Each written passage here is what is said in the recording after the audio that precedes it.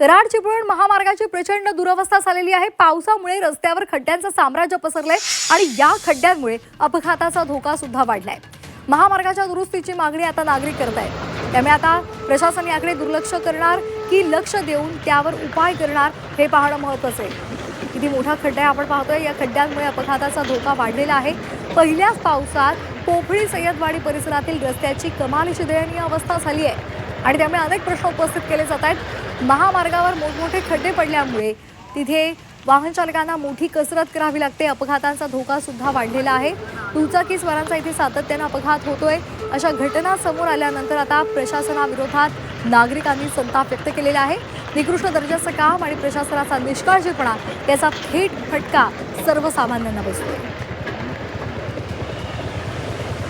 तर ह्या रस्त्यावरती खड्डे एवढे मोठ्या प्रमाणात पडलेले आहे जेणेकरून प्रवाशाला भरपूर त्रास सहन करावा लागत आहे।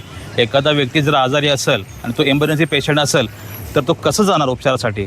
हे एवढे मोठे प्रमाणात इथं खड्डे पडलेले आहेत। सध्या आमच्या पण गाडीचा असा हाल झालेला आहे। आम्ही कित्येक वेळा आमच्या गाड्या रिपेअरिंग करायच्या, एवढे मोठे प्रमाणात इथं खड्डे पडलेले आहेत। या पावसानंतर या ठिकाणी अत्यंत भयंकर अशी दयनीय अवस्था या रस्त्याची झालेली आहे।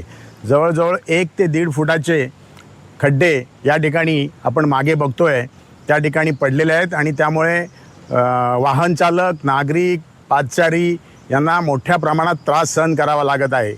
या रस्त्याचं नुकतंच एक 7-8 महिन्यापूर्वी राष्ट्रीय महामार्गाकडे हा रस्ता हस्तांतरित करण्यात आला आणि त्यानंतर 24 कोटीचं काम एप्रिल महिन्यात फ्लॅश झालेलं आहे।